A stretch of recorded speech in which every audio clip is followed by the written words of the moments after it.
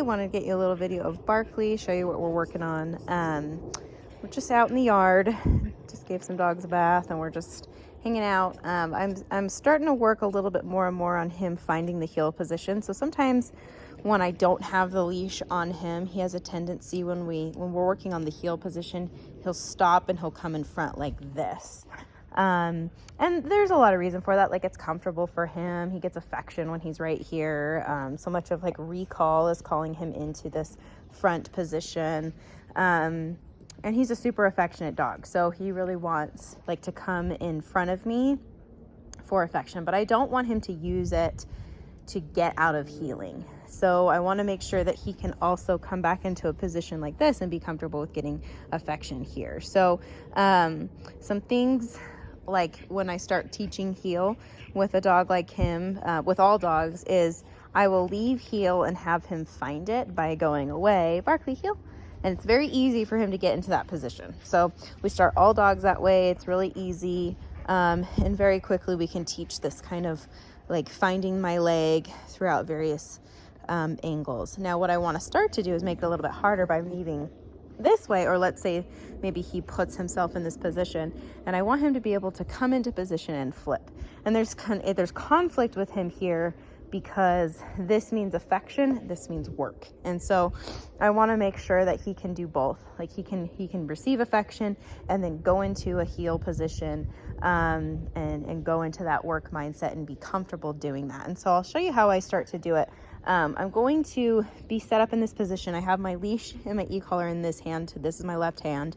So I'm going to guide him, and I want him to walk this way and then turn and flip into position. And so I'm going to make sure that he doesn't continually come in front. I don't want him to go on this side.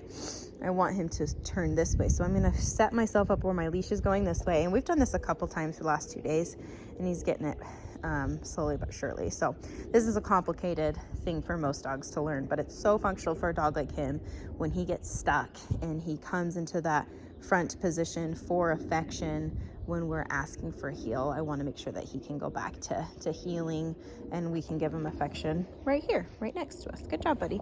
So time and a place, right? Time and a place for just freedom, and there's a time and a place when we want him to heel next to us. So what I'm going to do is I'm going to say, Barkley, heel.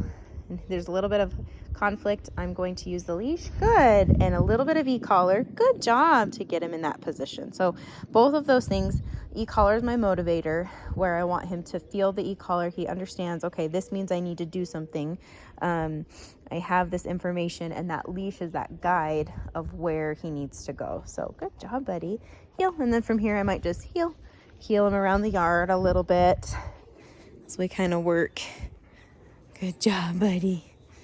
He's happy to heel when we're walking.